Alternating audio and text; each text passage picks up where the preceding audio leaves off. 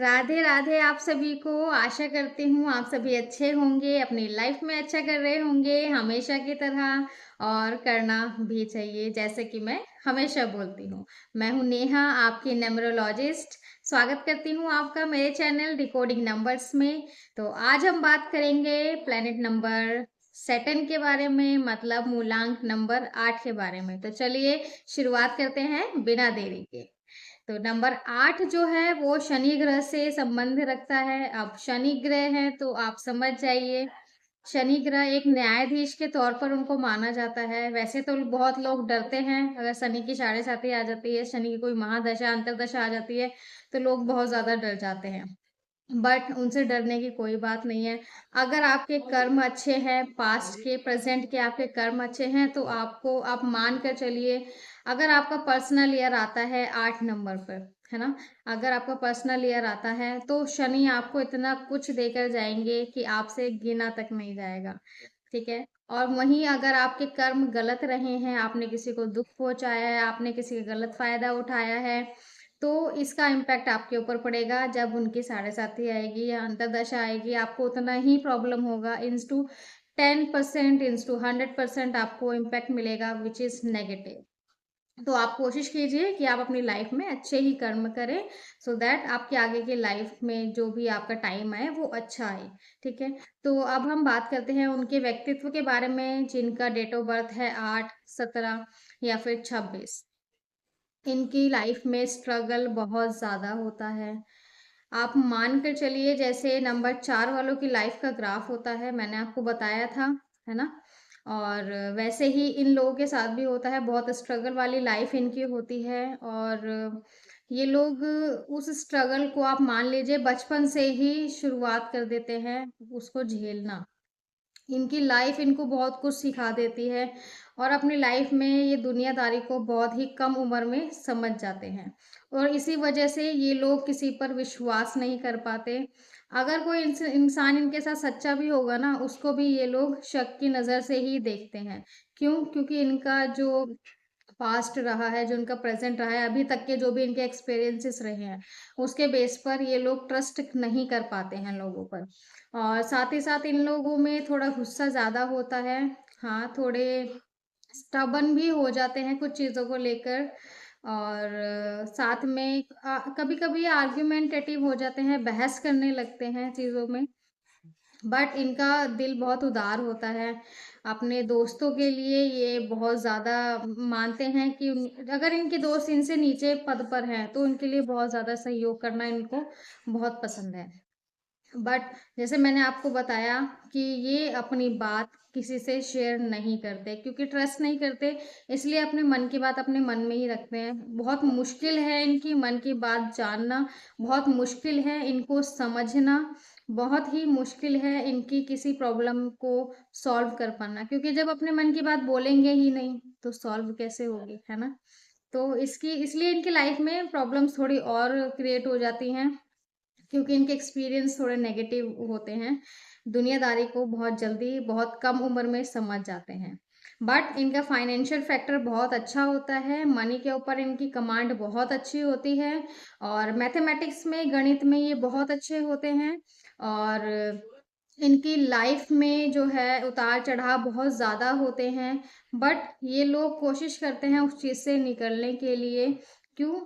क्योंकि इनको पता होता है कि अगर ये हार्ड वर्क करेंगे तभी आगे सक्सेस इनको मिलेगी। जैसा कि 4 नंबर वालों के साथ है, 4 नंबर वालों के साथ भी है कि इनको हार्ड वर्क करना है और उनको शॉर्टकट्स नहीं अपनाने हैं। एज इट इज़ 8 नंबर वालों के साथ भी होता है। इनको हार्ड वर्क करना है, और फिजिकल वर्क जितना ज़्यादा कर सके उतना ज़्यादा अच्छा है। जितना अपनी बॉडी से काम ले सके उतना ज़्यादा इनके लिए अच्छा होता है।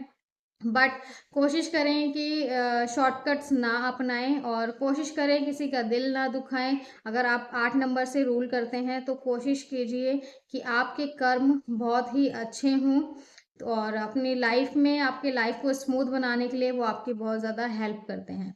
साथ ही साथ इनको न्याय पसंद है, मतलब आप इनके साथ झूठ बोलकर, गलत बोलकर इनको नहीं पा सकते। आप इनके साथ सच्चे रहिए, आप इनको सच बताइए, तो ये आपके साथ हमेशा रहेंगे। आपने सुना होगा जैसे नारियल होता है, बाहर से कठोर होता है और अंदर से सॉफ्ट होता है, सेम इनके साथ होता है।